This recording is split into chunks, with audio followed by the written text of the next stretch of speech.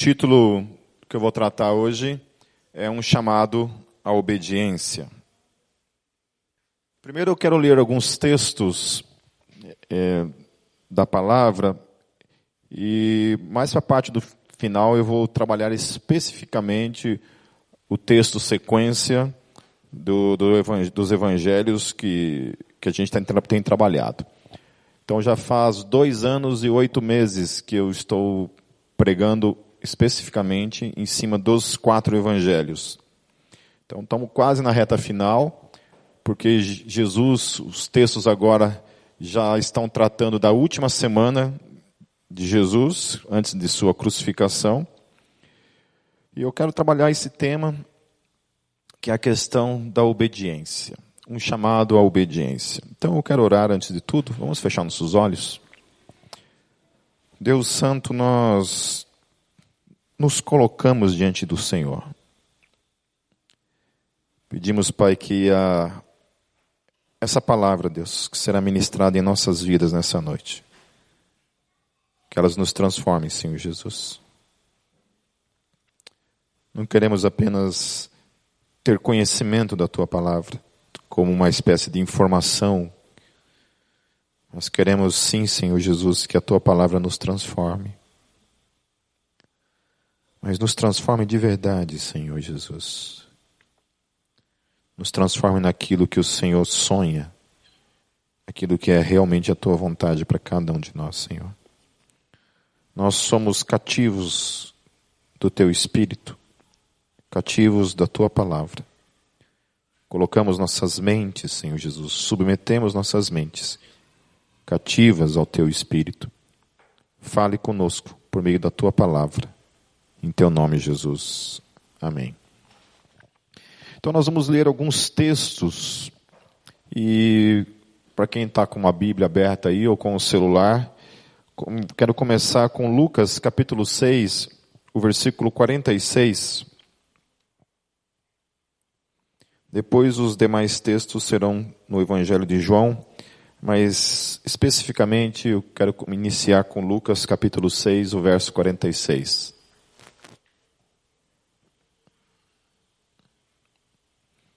Diz assim o texto: Por que vocês me chamam Senhor, Senhor, e não fazem o que eu digo?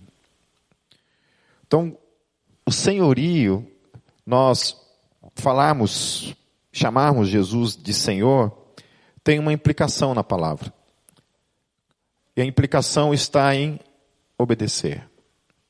Então, quando a Bíblia está falando de senhorio, que Jesus é Senhor na nossa vida, isso tem uma consequência lógica nas Escrituras, como consequência, então, dessa afirmação. Quando eu afirmo que Jesus é o Senhor da minha vida, segundo as Escrituras, como consequência dessa afirmação, isso denota que eu tenho uma vida de obediência a Ele, que Ele realmente é Senhor da minha vida. Então, abram comigo agora também lá em João capítulo 14, no versículo 15. Eu quero ler alguns textos que vão afirmar essa mesma verdade ou esse mesmo princípio. João capítulo 14, versos 15 diz assim: Se vocês me amam, obedecerão aos meus mandamentos. Quando Jesus está falando de mandamentos, Ele não está falando da lei levítica, dos 10 mandamentos. Não está falando sobre aquilo, mas Ele está falando das coisas que Ele ordenou à sua igreja. Aquilo que Ele deu para a sua igreja como ordenança, é dessas coisas que Ele está falando.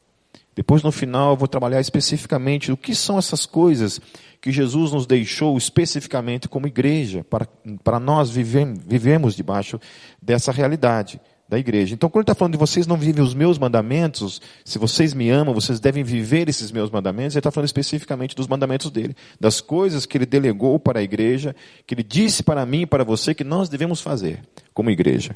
Amém? No capítulo 14 ainda, no verso 21, ele diz assim: quem tem os meus mandamentos e lhes obedece, esse é o que me ama. Aquele que me ama será amado por meu Pai, e eu também o amarei e me revelarei a ele. Em outras palavras, Jesus está dizendo que amar é obedecer. Quando nós dizemos, eu amo a Deus, nós estamos dizendo que nós obedecemos a Deus nas coisas que Ele nos ordena para fazer. Aquilo que é uma ordenança da parte de Deus para a minha vida e para a tua vida, quando nós colocamos essas questões em práticas na nossa vida, isso é então uma resposta de amor a Deus. Amém? Então, como consequência lógica disso, se eu não vivo uma vida de obediência a Deus, isso implica que eu não amo a Deus. Então, declarações de amor a Deus que se resultam apenas em palavras e não numa praticidade disso, não é amor. Amém? Não é amor. Jesus está dizendo que se você me ama, você vai obedecer. Se você me ama, você vai viver uma vida de praticidade daquilo que eu mandei você fazer na sua vida. Amém? Então, se alguém ama a Deus, ama a Jesus, vive uma vida de obediência àquilo que Ele ordenou para fazê-lo. Lá nos versículos 23 e 24, respondeu Jesus, se alguém me ama, guardará a minha palavra, meu Pai o amará, nós viremos a Ele e faremos nele morada. Aquele que não me ama não guarda as minhas palavras. Estas palavras que vocês estão ouvindo não são minhas, são de meu Pai que me enviou. Então Jesus mais uma vez fortalecendo essa verdade. Amém? Amar a Deus, amar ao Pai, amar a Jesus implica em viver uma vida de obediência às suas ordenanças, aos seus mandamentos. No capítulo 15, no versículo 14, Jesus diz, vocês serão meus amigos se fizerem o que eu lhes ordeno. Amém? O que eu lhes ordeno. Então Jesus começa a complicar um pouco mais essa questão de cristianismo, e aí que está o perigo, muitas vezes, quando a gente se propõe a falar de Jesus para as pessoas. Eu estou lendo um livro, acho que pela terceira vez, do Francis Schaeffer, chamado O Deus que Intervém.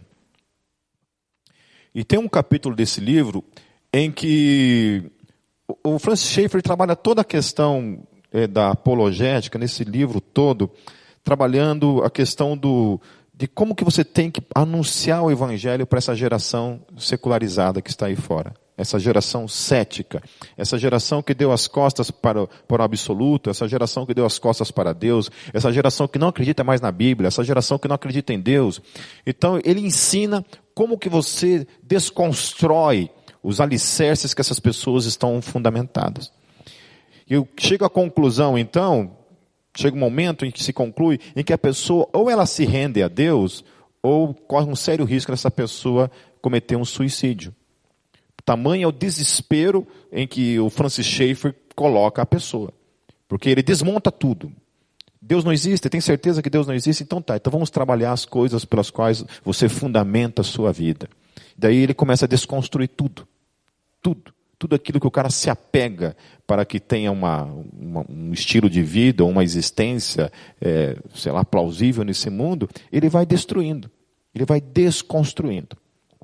Para então apresentar o Evangelho de um Deus vivo, que morre numa cruz e que ressuscita.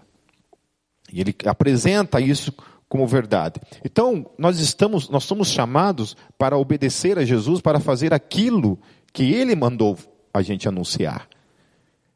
E o anúncio do Evangelho é um anúncio que confronta o pecado, que coloca a pessoa nu diante de Deus.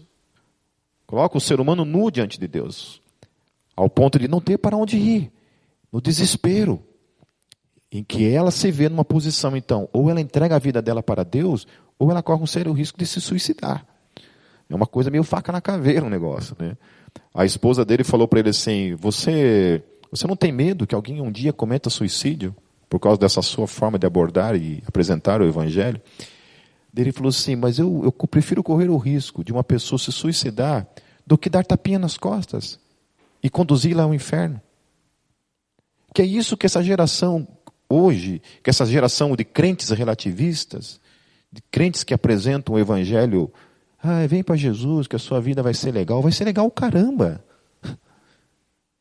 Isso é mentira. Não vai ser legal. É uma guerra diária, constante, contra a minha vontade. Claro que ser esse crente que eles querem apresentar, esse crente que só está em busca de bênçãos, esse crente que só serve para esquentar banco de igreja, claro que essa vida legal todo mundo quer.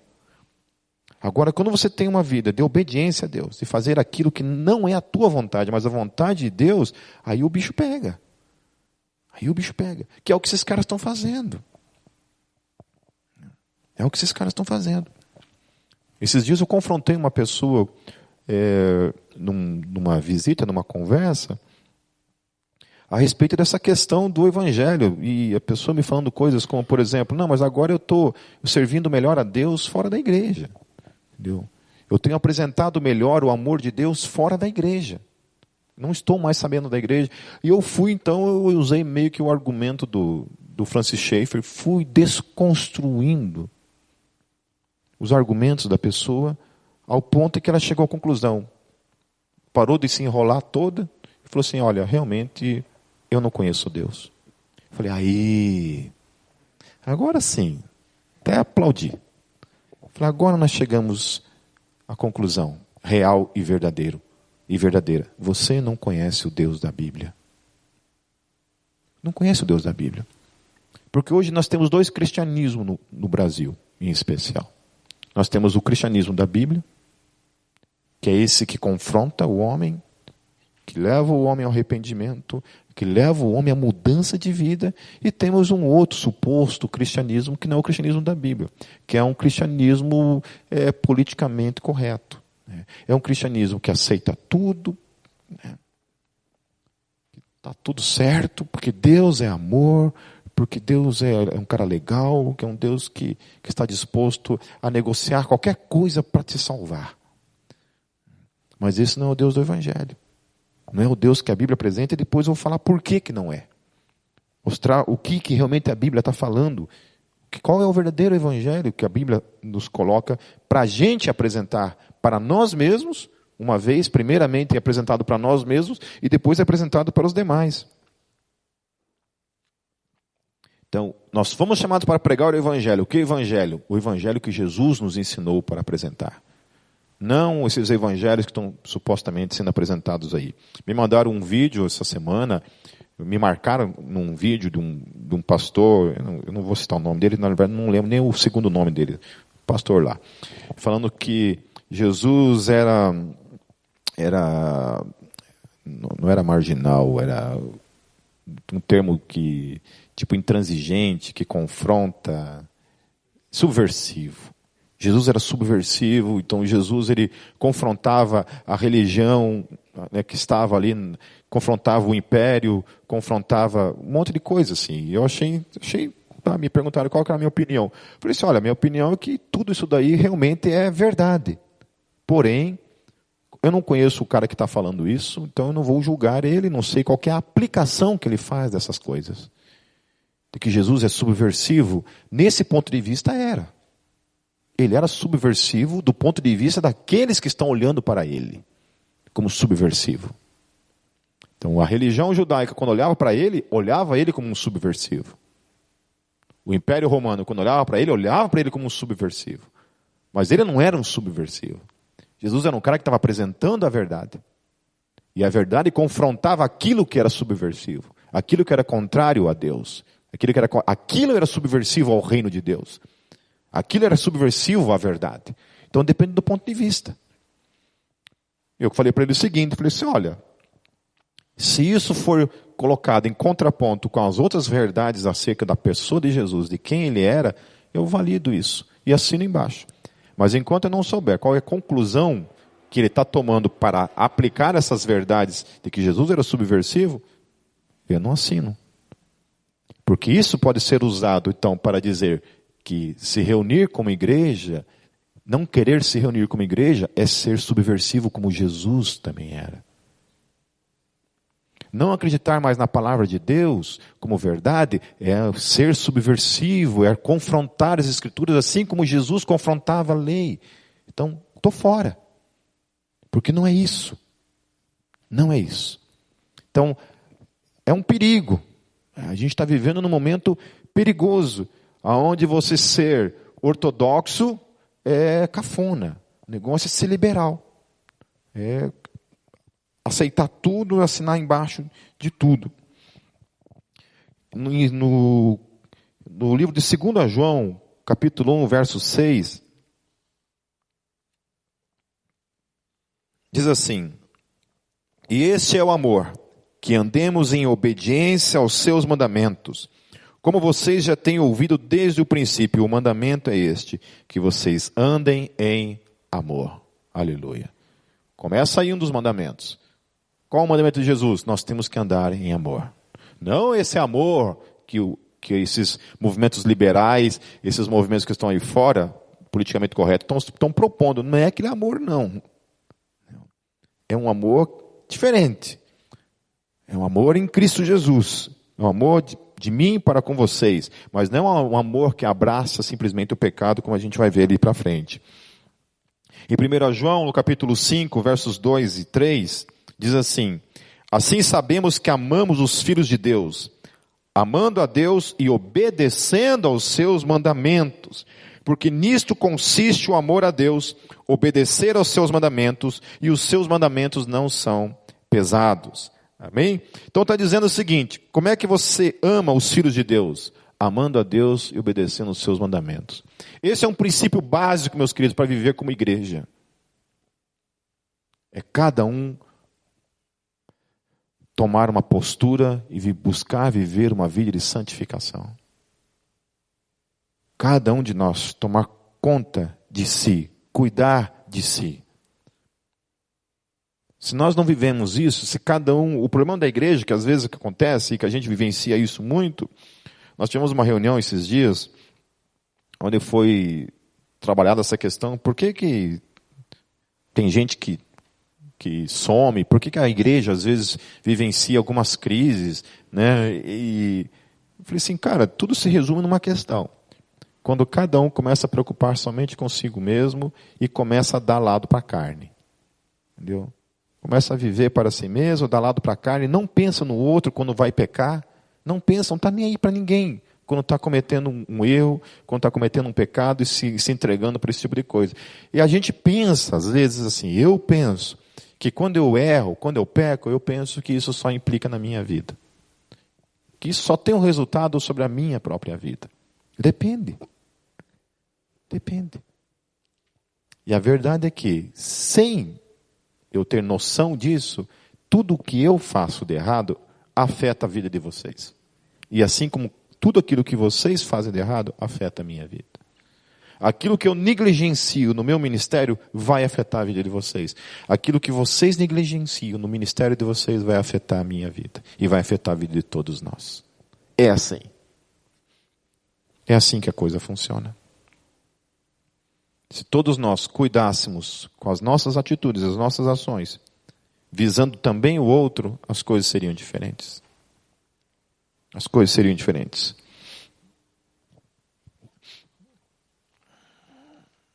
Lá em 1 João também, no capítulo 3, 23 a 24, e este é o seu mandamento, que creiamos no nome de seu Filho Jesus Cristo, e que nos amemos uns aos outros, como Ele nos ordenou.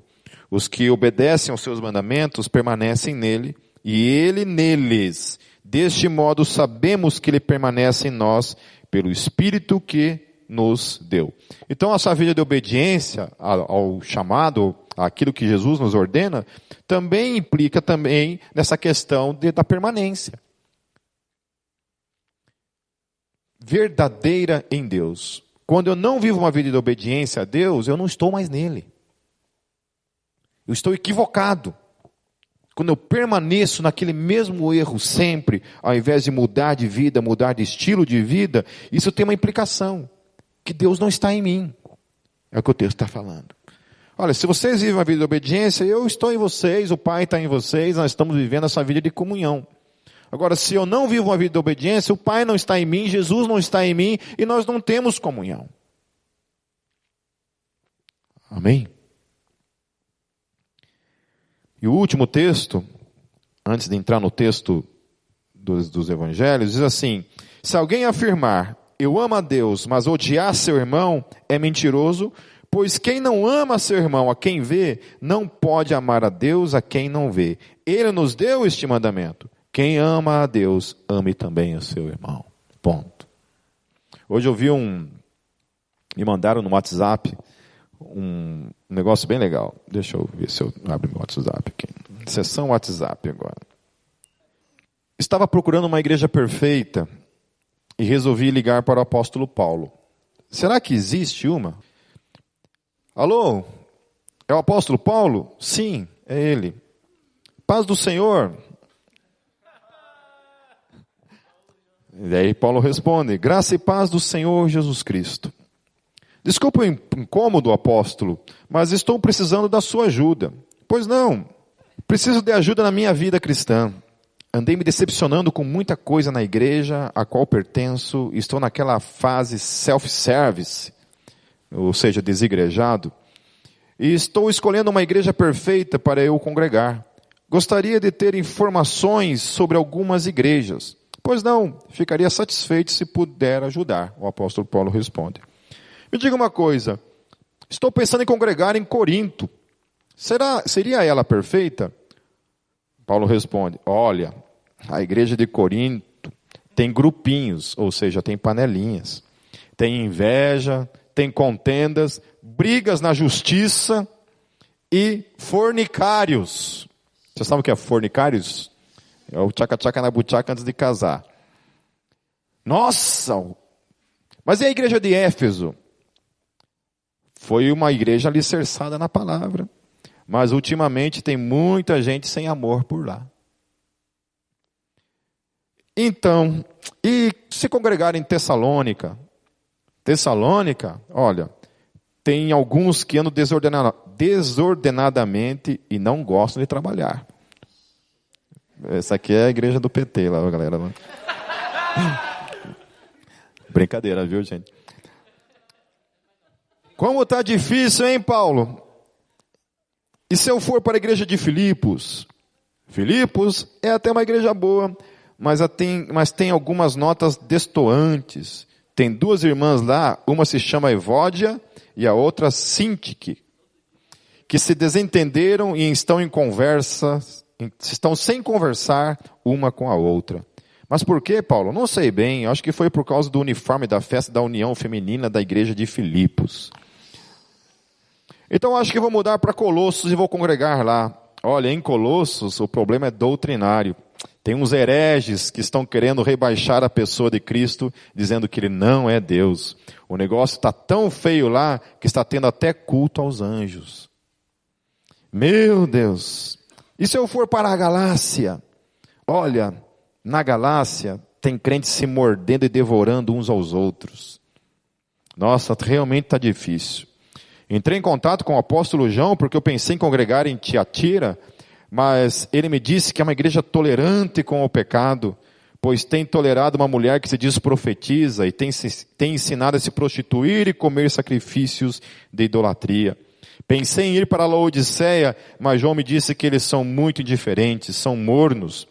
Depois pensei em congregar em Pérgamo, mas João me disse que lá tem algumas doutrinas estranhas, a doutrina de Balaão e dos nicolaítas. Me disse que vem sofrendo muito com um ombreiro lá em Éfeso chamado Diótrefes, e só quer cargos e gosta de aparecer. Sabe, Paulo, já pensei em ir para a igreja sede em Jerusalém, mas lá está cheio de preconceito com os gentios. É mesmo. Fiquei sabendo que já teve muita murmuração por lá, e crente duas caras, se referindo ao apóstolo Pedro. Me parece que se chamavam Ananias e Safira, salvo engano. Paulo, realmente está difícil, mas o que devo fazer? É simples. A igreja do lado humano é imperfeita, mas Deus está trabalhando. Você se esqueceu do que eu escrevi aos Efésios? Para apresentar a si mesmo igreja gloriosa, sem mácula, nem ruga, nem coisa semelhante, mas santa e irrepreensível. Em breve estaremos na igreja perfeita e universal assembleia e a igreja dos eleitos que estão inscritos nos céus. Aleluia e amém. Aí continua um monte de coisa aqui que... demorou para ler, né? Isso aqui eu li no banheiro, isso aqui, enquanto eu estava meditando. Mas é isso, eu acho interessante porque muita gente fala da igreja primitiva, igreja primitiva, igreja primitiva. Acho que os caras nunca leram as cartas de Paulo. Nunca leram. Igreja primitiva. Olha, gente, comparando-se algumas coisas que Paulo fala ali, a gente está muito bem no caminho. Né? Certo? Agora abra suas Bíblias em Mateus 21, a partir do versículo 28 até o 32, diz assim: o que acham? Havia um homem que tinha 2 filhos. Chegando ao primeiro, disse: filho, vá trabalhar hoje na vinha. E esse respondeu: não quero. Mas depois mudou de ideia e foi. O pai chegou ao outro filho e disse a mesma coisa. Ele respondeu: sim, senhor, mas não foi. Qual dos 2 fez a vontade do pai? O primeiro, responderam eles. Jesus lhes disse: digo-lhes a verdade, os publicanos e as prostitutas estão entrando antes de vocês no reino de Deus. Porque João veio para lhes mostrar o caminho da justiça, e vocês não creram neles. Mas os publicanos e as prostitutas creram, e mesmo depois de verem isso, vocês não se arrependeram nem creram nele. Então, Jesus estava na última semana da sua morte, e ele está contando uma história de 2 filhos, certo? Guarda essa palavra, 2 filhos. Não são 2 estranhos, mas estão falando de 2 filhos. E tem um chamado. Qual é o chamado? Trabalhar na vinha. Esse é o chamado que o pai tem para aqueles 2 filhos trabalhar na vinha. Ok? O primeiro diz que não ia, mas foi trabalhar. O outro, todo empolgado, diz que ia, mas no fim das contas não foi trabalhar. E Jesus então pergunta: qual dos 2 fez a vontade do pai? Nós estamos falando sobre o quê? Obediência. Amém? Obediência. Quem obedece a Deus? Quem obedeceu o pai? Aquele que foi. Aquele que realizou. Não aquele que falou. Não aquele que tinha apenas uma confissão. Amém? Mas aquele que confessou, mas foi. Amém? No caso aqui, o cara disse que não ia. Estava numa crise de preguiça, falou: não vou. Mas acabou indo. Certo? O outro disse que ia, mas não foi. E aí Jesus fala para aqueles homens o seguinte: olha, as prostitutas e os publicanos estão entrando no reino de Deus antes de vocês. E aí eu acho interessante, porque Paulo, lá em 1 Coríntios, ele fala uma coisa interessante. Então nós estamos falando sobre 2 coisas aqui. Primeira questão é a questão de 2 filhos. A segunda questão, de um trabalho a ser realizado que não está sendo feito. E a terceira coisa que Jesus está falando, que prostitutas e publicanos estão antecedendo aos líderes religiosos e estão entrando no reino dos céus. O que isso tem a ver com a questão minha e tua? Queridos, hoje, quando a gente fala assim que a salvação é pela fé, eu tenho alguns receios quando a afirmação fica nisso. Não vamos me chamar de herege aqui no que eu vou falar. Mas quando a gente dá classe de membresia, eu sempre costumo falar o seguinte: a salvação é pela fé que produz obras. A salvação é pela fé que resulta em obediência. Porque fé que não produz obras é morta. Essa fé salva? Vocês estão entendendo o que eu quis dizer com isso que eu disse? Que a salvação é pela fé. Mas que tipo de fé que nós estamos falando? Que tipo de fé que a Bíblia está falando para mim e para você? Uma fé que produz obras. Porque uma fé que não produz obras é morta. Dentro disso que nós estamos falando, a salvação é pela fé que produz obediência. Fé que não produz obediência, porque é a obediência que vai produzir obras.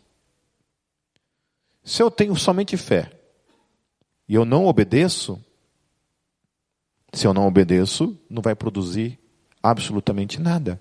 E não vai produzir nada em dois sentidos. Não vai produzir nada no sentido ministerial, desenvolver alguma coisa no reino de Deus, ou seja, trabalhar na vinha. Olha, quem quer trabalhar na vinha aí? Pode trabalhar? Posso, mas não vai. Só fica na fé, na confissão, que não resulta em obediência e que não resulta em obras. Quando eu tenho fé e eu obedeço a Deus, a minha obediência vai resultar em obras. Então, obras no sentido de anúncio do evangelho, de tocar no ministério de louvor, de cuidar de crianças, de fazer evangelismo, de ir para os hospitais, de ir para pregar o evangelho nas cadeias, sei lá, em qualquer lugar que seja. Fazer qualquer coisa. Ir para a vinha. Obediência a Deus. E a segunda coisa é na mudança do caráter. Uma vida de obediência também implica em viver uma vida de santificação. E aí que Paulo vai falar. Olha o que Paulo fala lá em 1 Coríntios. 1 Coríntios capítulo 6, versos 9 a 12. Paulo está dizendo: vocês não sabem que os perversos não herdarão o reino de Deus? Não se deixem enganar, meus queridos. Olha só. É uma salvação que é pela fé, amém? Sim, pela fé. Mas uma fé que produz obediência. Porque ele diz assim: não se deixe enganar. Você está mortalmente enganado se você pensa que salvação implica somente em fé, e não numa fé que resulta em obediência, em transformação de vida, em mudança de caráter. Não se deixe enganar, não fique enganado. Nem imorais, nem idólatras, nem adúlteros, nem homossexuais passivos ou ativos, a tradução da NVI coloca, nem ladrões. É interessante, né? Porque, amém, não vou entrar nos detalhes da questão. Nem ladrões, nem avarentos, nem alcoólatras, nem caluniadores, nem trapaceiros herdarão o reino de Deus. Assim foram alguns de vocês. Ele coloca assim: vocês foram assim. Foram. É passado. Não são mais. Porque agora vocês têm fé em Jesus Cristo. E agora vocês foram chamados para viver uma vida de obediência a Jesus Cristo. E como chamado de obediência a Jesus Cristo, vocês foram chamados para produzir frutos. E nessa vida de obediência implica, então, serviço e uma vida de santificação. Assim foram alguns de vocês, mas ele dá o ultimato: mas vocês foram lavados, foram santificados, foram justificados no nome do Senhor Jesus Cristo e no Espírito de nosso Deus. Tudo me é permitido, mas nem tudo convém. Tudo me é permitido, mas eu não deixarei que nada domine. Aleluia. Amém? Amém? Eu tenho fé, mas eu quero viver na pegação. Eu tenho fé, mas eu tenho fé, Pepe. E a salvação é pela fé, não é pelas coisas que eu pratico no meu dia a dia. Pepe, mas eu não vivo na praticidade da sacanagem, mas eu também não quero fazer nada no reino de Deus. Não quero servir em absolutamente nada. Quero viver minha vida em tranquilidade. Eu conheço gente que abandonou, mudou de igreja, inclusive, porque aqui a gente cobrava muito servir. Foi para uma igreja que ninguém mais enche o saco dele. Ninguém mais enche o saco dele. Eu quero uma igreja que eu tenha paz. Eu quero só viver a minha vidinha, trabalhar, ir para casa, e final de semana eu vou no culto, e olha lá ainda por cima. E é isso aí. Olha só, lá em Apocalipse capítulo 21, verso 8... Eu vou ler alguns textos, vocês não precisam ficar abrindo ainda, tá? Depois, na pregação lá, vocês em casa, vocês conferem. Diz assim, capítulo 21, verso 8. Mas os covardes, os incrédulos, os depravados, os assassinos, os que cometem imoralidade sexual, os que praticam feitiçaria, os idólatras e todos os mentirosos, o lugar deles será no lago de fogo que arde com enxofre. Esta é a segunda morte. O que eu gosto da Bíblia é assim, que não escapa nada, né? Jesus coloca tudo num balaio só. Vai misturando. Olha, mas eu nunca cometi adultério. Mas você mentiu? Mentiu. Então, mesmo balaio. Eu nunca matei ninguém. Na rua você olhou para uma mulher, desejou, tá tudo pro colo do capeta. Não tem negociação. Mas eu não faço isso. Mas você faz isso? Então tá tudo no mesmo balaio. Apocalipse 2, 21 diz assim: dei-lhe tempo para que se arrependesse da sua imoralidade sexual, mas ele não quer se arrepender. Deus dando tempo, mas o cara não quer. Amém?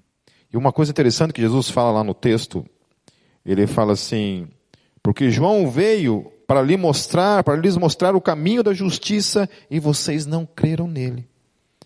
Vocês não creram. Qual que era o caminho da justiça que João estava propondo e anunciando? João começa dizendo, o seu discurso se resumia em: arrependam-se. Arrependam-se, porque o reino dos céus está próximo. Arrependam-se. Arrependimento. Então, fé que não produz arrependimento não é fé, meus queridos. Fé que não produz arrependimento não é fé. Então, o primeiro chamado é o arrependimento. Porque essa fé em Jesus Cristo, ela é uma fé que produz arrependimento na minha vida. É isso que Francis Schaeffer tentava fazer, então, nessa proposta dele de primeiro tirar toda a base do cara, deixar o cara tão desesperado ao ponto de querer cometer suicídio. Tinha essa proposta, mostrando para ele que a vida dele era vazia, que ele era um pecador caído, que ele precisava se arrepender e se voltar para Deus. Então apresentava Jesus como a única solução. A única solução para que o cara saia dessa posição de desespero e entregue a sua vida para Deus. Amém? Então, arrependimento. O que o texto está dizendo não é que pessoas que cometeram esses crimes ou esses pecados necessariamente, que porque fizeram essas coisas vão para o inferno. Porque Deus está apresentando uma saída para isso tudo. Todo mundo está no mesmo balaio. Alguma coisa de errado nós fizemos na nossa vida. Mas Ele está dizendo: arrependam-se. Arrependam-se. Saiam dessa vida. Viver uma vida de fé genuína é viver uma vida de arrependimento. Uma vida de mudança, de abandono do pecado. Porque é uma vida de obediência. Obediência. E o primeiro mandamento, meus queridos, para nossas vidas é: arrependam-se. Arrependimento é um mandamento constante, diário, que deve permanecer na nossa vida todos os dias, para que a gente não permaneça na condição em que Paulo está descrevendo aqui, no livro de Apocalipse também.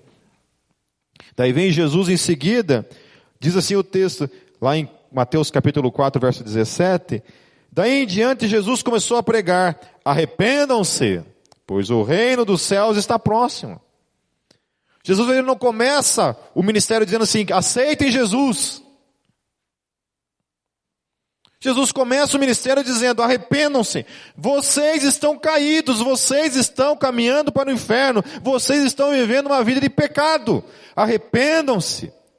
Creiam, mas arrependam-se. Ele está anunciando. Hoje é só creia, não se arrependa de nada. Aí o contrário, continue ainda. Daí a gente vem para a igreja e continua vivendo a mesma vida de pecado de sempre. Romanos capítulo 8, verso 28, Paulo fala assim: sabemos que Deus age em todas as coisas para o bem daqueles que o amam, dos que foram chamados de acordo com o seu propósito. Tudo coopera para o bem daqueles que amam a Deus.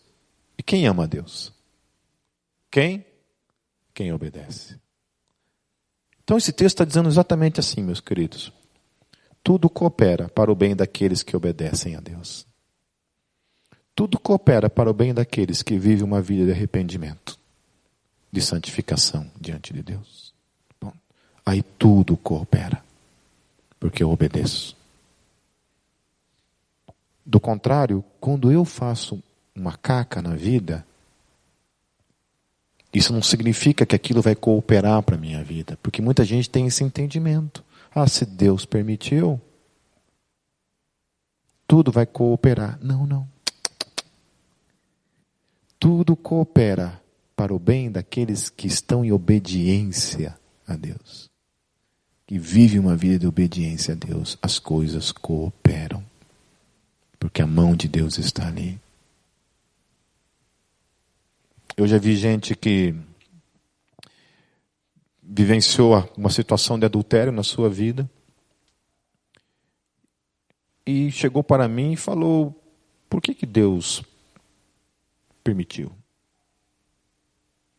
É como se o Filipenses ele fala isso, eu não lembro qual livro que ele fala isso, mas ele fala isso, é como se Deus, assim, você decide se jogar de um prédio, Deus faz o chão virar em nuvens de algodão doce, onde você cai assim, você não morre, você bate e flutua. E aí assim você ainda se lambuza tudo de algodão doce, assim, sabe? É uma coisa tão fantasiosa. Eu não estou dizendo que Deus não pode. Claro que pode. Deus pode livrar a gente de nós mesmos. Pode. Mas às vezes que não. Às vezes é que as coisas simplesmente não são assim. O pré-determinismo, o calvinismo pré-determinista, ele propõe isso. Que todo o pecado, inclusive, é fruto da vontade de Deus. Não é uma questão de que eu quero pecar, é questão que Deus quer que você peque. Entende? Claro que eu não creio nisso, eu não sou pré-determinista, né? Sou calvinista, não pré-determinista, porque há linhas dentro do calvinismo. Mas eu não sou pré-determinista. Mas é isso. Então tem gente que pega e pensa isso. Então eu não estou dizendo que em situações como essa a gente não tem que perdoar, se arrepender, e cada culpado tem que assumir para si o erro e acabou. Queridos, tudo que eu fiz de errado na minha vida eu assumo. Eu fiz. Porque não, deixa Deus de lado disso. Volto a falar. Tudo que eu faço de errado tem a ver com o Pipe. Com a minha carne, comigo mesmo, eu comigo mesmo, eu com a minha carne, eu com abraçar o diabo, eu com abraçar o mundo. Ponto. Todas as coisas que eu faço de bem na minha vida tem a ver com a graça de Deus na minha vida. Amém. Eu não tenho glória nenhuma. Se eu faço uma coisa boa, oh Deus, Jesus, obrigado. Obrigado porque hoje eu fiz uma coisa boa na minha vida, como fruto da tua graça na minha vida. Porque se não é a graça na minha vida, só sobra o Satanás. Amém? Então, fé tem que levar uma vida de arrependimento, tem que levar uma vida de obediência. Amém? Porque daí todas as coisas cooperam para o bem daqueles que amam a Deus. Porque amam a Deus, porque vivem uma vida de obediência. Amém? E o último texto que eu quero tratar está lá em Hebreus 12, versículos 14 e 15. João estava falando sobre amor, que quem diz que ama a Deus a quem não vê e odeia o irmão a quem vê é mentiroso. Olha que lindo isso. Mentiroso, não é meio irmão. Jesus falou, não, você é mentiroso. Está aqui no louvor, ai Jesus, eu te amo. Aleluia. Termina o louvor, olha para o Alex assim, sai daí, comunista. Estava errado, mas não é uma forma de te xingar? Não vai ficar ofendido se eu te xingar? Está entendendo? Aí o Espírito Santo vem e diz, você é mentiroso. As suas palavras não condiz com quem você é. Por que não condiz? Porque eu não amo o meu irmão. Amém? Quem ama a Deus, ama a seu irmão. Quem odeia o seu irmão não ama a Deus. É mentiroso. Ponto. Ponto. Então olha só. O autor de Hebreus está dizendo então baseado em tudo isso, meus queridos, reforçando essa questão, ele fala assim: segui a paz com todos. Seja uma pessoa que viva em paz com todos. Procure viver em paz com todo mundo. Com o marido, com a esposa principalmente. Com a sogra também. Com o sogro também. Viva em paz com todos. Segui a paz com todos. E aí ele fala o seguinte: e a santificação. Ou seja, essa é uma questão diária. Eu creio e diariamente eu tenho que seguir uma vida de santificação na minha vida, sem a qual ninguém verá o Senhor. Então pode crer o quanto quiser. Pode ter a fé que quiser, a confissão que quiser, meu querido. Se essa confissão não resulta numa vida de santificação, não resulta, veja bem, não antecede. Ok? A santificação não antecede a fé, mas ela é uma consequência de uma fé que é genuína. Não sei se vocês estão entendendo o que eu estou dizendo. Que às vezes pode ser que eu estou querendo afirmar que a salvação é por obras. Não é isso. Mas estou querendo afirmar para cada um de nós que fé significa viver uma vida de santificação. Fé significa viver uma vida de obediência aos mandamentos de Deus e aquilo que Deus manda fazer. Pecado é fazer aquilo que Deus fala não faça e você vai e faz. Isso é pecado. Pecado é fazer aquilo que Deus não mandou você fazer e você vai e faz. E pecado é não fazer aquilo que Deus mandou você fazer. Entenderam? Amém? Ou confundiu? Certo? 3 linhas de pecado. E aí o autor de Hebreus ele continua assim: sem a qual ninguém verá o Senhor, tendo cuidado de que ninguém se prive da graça de Deus e que nenhuma raiz de amargura brotando vos perturbe e por ela muitos se contaminem. Então caminhe na graça. O autor está dizendo, caminhe na graça. Ninguém vos prive da graça. Mas a graça é exatamente isso. Mas antes dele falar sobre graça, ele está falando também o seguinte: meu querido, viva em paz com todo mundo e busque uma vida de santificação. Amém? Conclusão. Amar a Deus é obedecê-lo. Obedecê-lo é colocar a mão na obra e servir na vinha. Obedecê-lo é deixar de viver uma vida de pecado, abandonar o pecado e viver uma vida de santificação.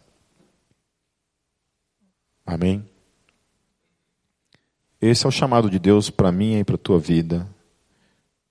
Esse é o chamado à obediência que todos nós, como aqueles que professam por meio da fé, que amam a Deus, como demonstração do amor a Deus, devem vivenciar suas vidas diariamente.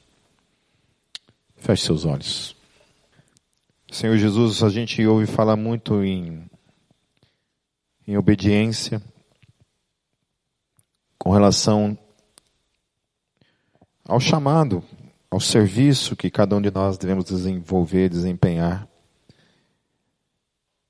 Mas pouco a gente tem ouvido Deus a respeito de viver uma vida de santificação, Senhor Jesus, como fruto de uma fé genuína. Deus, toda fé que não resulta em obediência, tanto no servir, quanto em vivenciar uma vida de santificação, não pode ser chamada de fé.